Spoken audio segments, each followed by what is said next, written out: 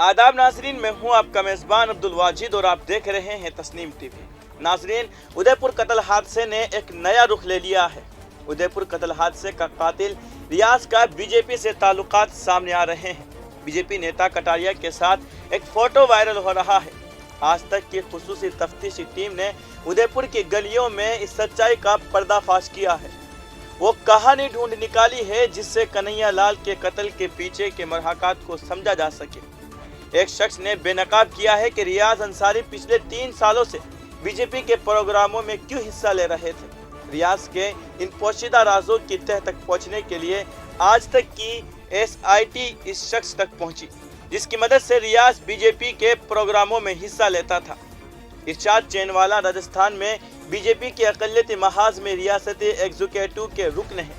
तकरीबन 3 साल पहले एक तस्वीर ली गई थी जिसमें इरशाद रियाज के साथ नजर आ रहा है। बीजेपी की पगड़ी पहने इरशाद के साथ रियाज की तस्वीर कई सवाल उठा रही है। तस्वीर की तहकीकात के हवाले से इरशाद चैनवाला ने इंकिशाफ किया है कि रियाज अक्सर उदयपुर में बीजेपी के प्रोग्रामों में जाता था। कांग्रेस ने भी इस मामले पर प्रेस कॉन्फ्रेंस की है। देखिए उन्होंने क्या कुछ कहा है। उदयपुर में हुई विभत्स घटना के संदर्भ में कल एक मीडिया ग्रुप ने एक बहुत ही सनसनीखेज खुलासा किया। जब वो खुलासा हुआ तो उसके बाद हम लोगों ने भी कुछ रिसर्च की। इस खुलासे में उदयपुर में जो कन्हैयालाल की जो जघन्य हत्या हुई, उसका मुख्य आरोपी रियाज अटारी, उसके संबंध भारतीय जनता पार्टी के नेताओं के साथ, उन संबंधों का यह खुलासा कल टीवी पर हम सबने देखा और फिर सोशल मीडिया पर उस पर काफी चर्चा भी हुई और उसके बाद हमने रिसर्च की और नए तथ्य सामने आए। रियाज अटारी राजस्थान में भारतीय जनता पार्टी के कद्दावर नेता, पूर्व गृह मंत्री राज्य के गुलाब चंद कटारिया जी के अनेक कार्यक्रमों में शामिल होते थे। वो तस्वीरें आप सबके सामने आपको दी जाएंगी।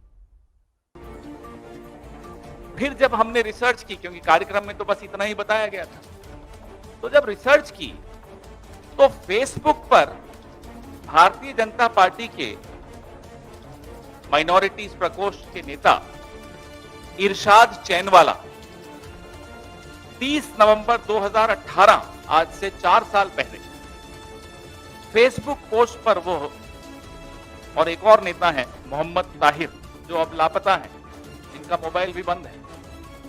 जब से ये हत्याकांड हुआ तब से वो लापता है। तो इरशाद चैनवाला और मोहम्मद ताहिर के 3 फरवरी 2018, 27 अक्टूबर 2019 और 10 अगस्त 2021, 28 नवंबर 2019 के पोस्ट हम लोगों ने स्टडी किए, उसका अध्ययन किया। अब अटारी जो है, रियाज अटारी, उमरा करके वहां से कुछ पोस्ट डालते हैं, फोटो डालते हैं और उसमें बड़े स्पष्ट तौर पे यह भारतीय जनता पार्टी के नेता, मैं पढ़ के बताता हूं उन्होंने क्या पोस्ट डाला, क्योंकि हमारी ये स्क्रीन अभी नहीं चल पा रही।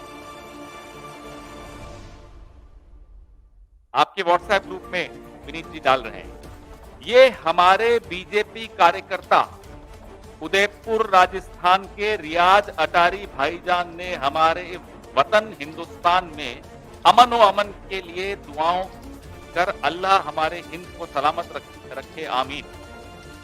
ये पोस्ट डाली है मोहम्मद ताहिर, भाजपा के कार्यकर्ता हैं। मोहम्मद ताहिर कह रहे हैं रियाज अटारी के लिए, ये हमारे भाजपा, उदयपुर भाजपा के कार्यकर्ता अटारी उमरा करने गए और देश में अमनो अमन की दुआ मांगी।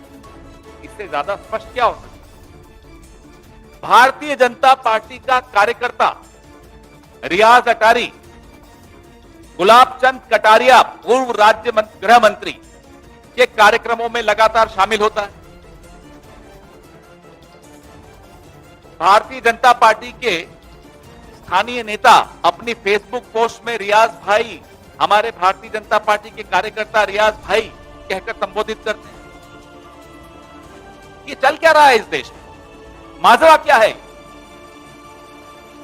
पुलवामा में सवाल उठे थे कि 350 किलो आरडीएक्स कैसे पहुंचा।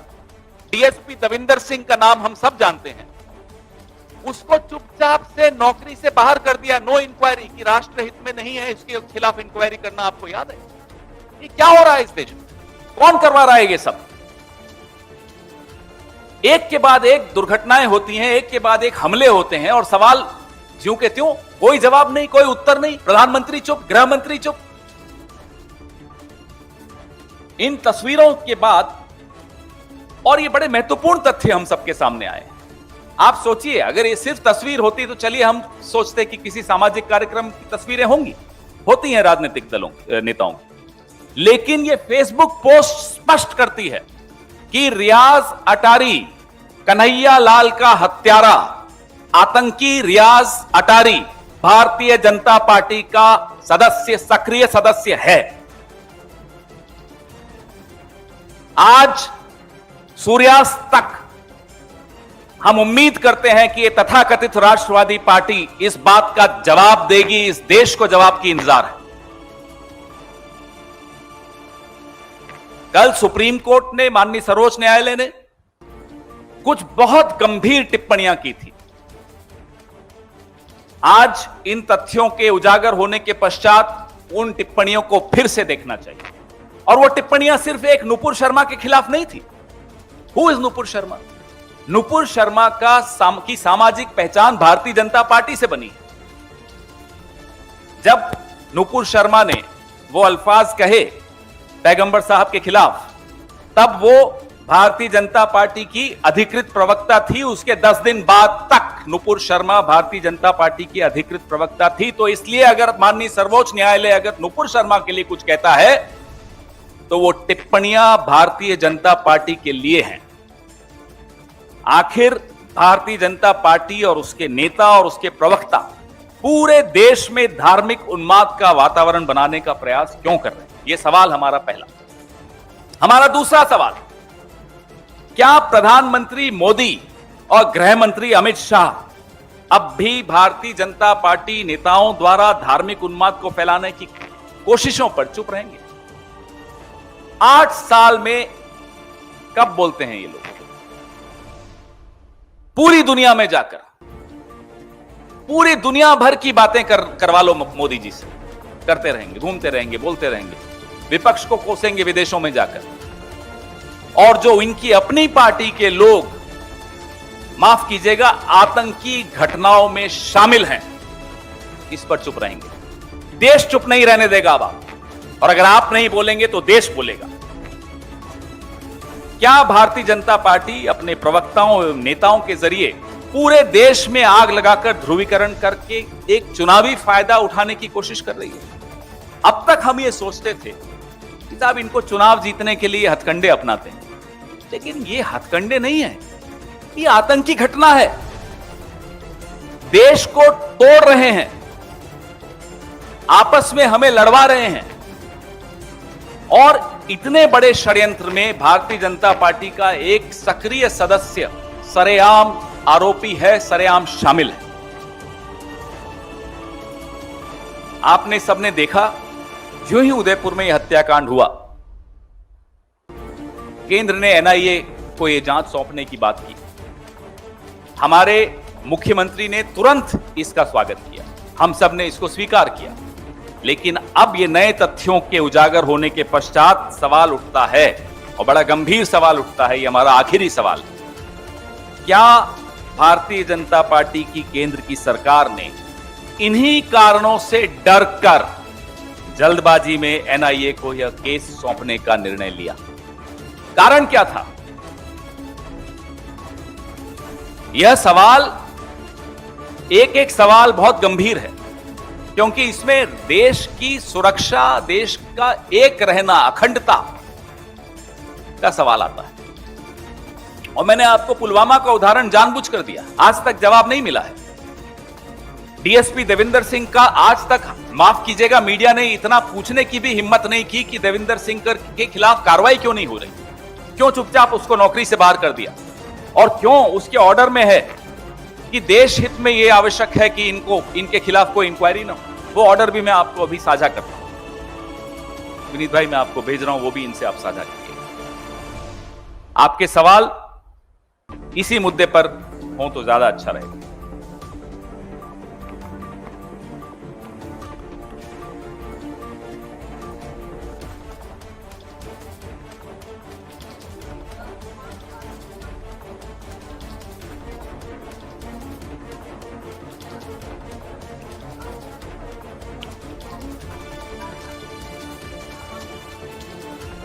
कांग्रेस की बात नहीं है, अब देश भारतीय जनता पार्टी से स्पष्टीकरण चाहता है। प्रधानमंत्री नरेंद्र मोदी और अमित शाह मुंह खोलें, यह देश की मांग है।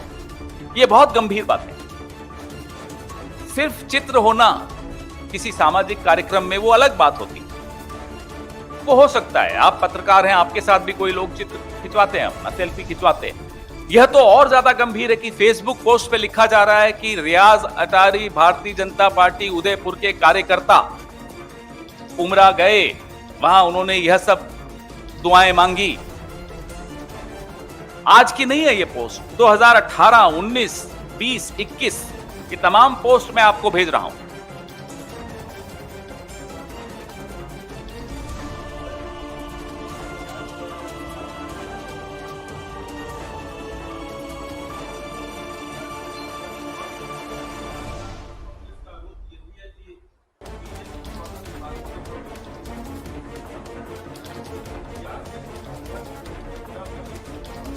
यह तो जांच से मालूम होगा, लेकिन माफ कीजिएगा, वोटर की बात नहीं है यहां। फेसबुक पोस्ट पर है रियाज अटारी भारतीय जनता पार्टी उदयपुर राजस्थान का सदस्य। इससे ज्यादा स्पष्ट और क्या चाहते हैं आप? और ये कोई आज की पोस्ट नहीं है, 2-3 साल पुरानी पोस्ट है।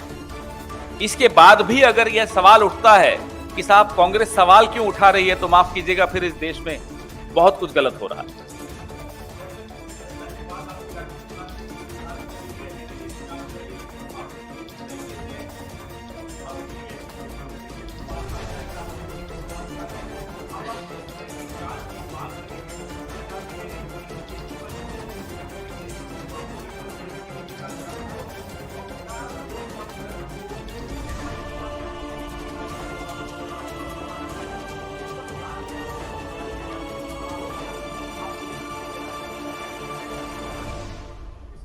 देखिए, देश का सवाल सिर्फ आरोप तक सीमित रखने की तो कोई सवाल ही नहीं उठता। माननीय मुख्यमंत्री अशोक गहलोत जी के संज्ञान में यह तथ्य आए हैं। सरकार है वो सलाह मशविरा करके नियम कानून सम्मत कदम उठाएगी और आपको बहुत जल्दी उसकी जानकारी भी दी जाएगी। रही बात एनआईए की, तो हम यह सवाल उठा रहे हैं, अब तब नहीं उठाया था। तब स्वागत किया था अशोक गहलोत जी ने भी, और उन्होंने कहा था कि मेरी पुलिस और मेरा प्रशासन एनआईए को पूरा समर्थन देगा, पूरा सहयोग देगा। और हमने इस मंच से बैठकर एनआईए को सुपुर्द करने का स्वागत किया। लेकिन ये नए तथ्यों के पश्चात एक बहुत बड़ा सवाल उठता है कि ये एनआईए का निर्णय केंद्र सरकार ने कुछ घंटों में ही लिया था, तो क्या इन तथ्यों को छिपाने के लिए लिया था? भूलिएगा मत जैनेंद्र जी, ये वही गुलाबचंद कटारिया हैं जिनका सोहराबुद्दीन फेक एनकाउंटर में सीबीआई की चार्जशीट में भी जिक्र आया था।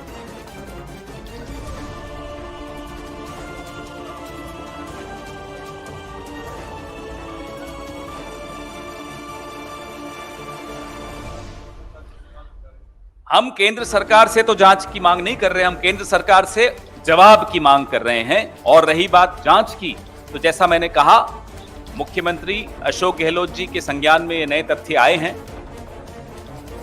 कानून सम्मत, नियम सम्मत क्या कदम उठाएंगे वो आपसे साझा किए जाएंगे बहुत जल्दी।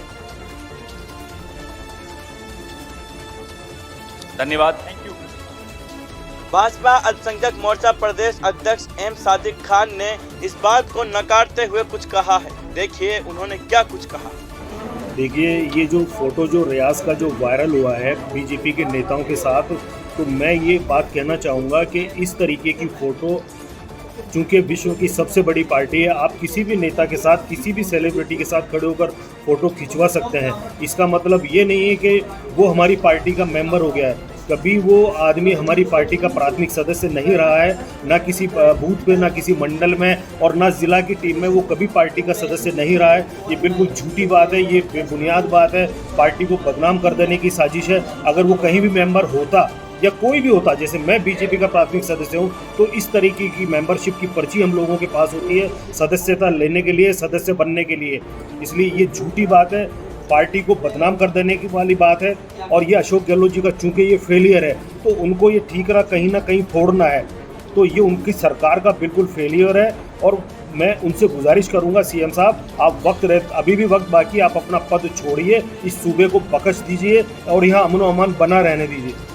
फिलहाल की खबर में इतना ही। मुल्क और गैर मुल्क की तमाम बड़ी खबरें जानने के लिए देखते रहिए तस्नीम टीवी, आपके मेजबान अब्दुल वाजिद के साथ। अल्लाह हाफिज।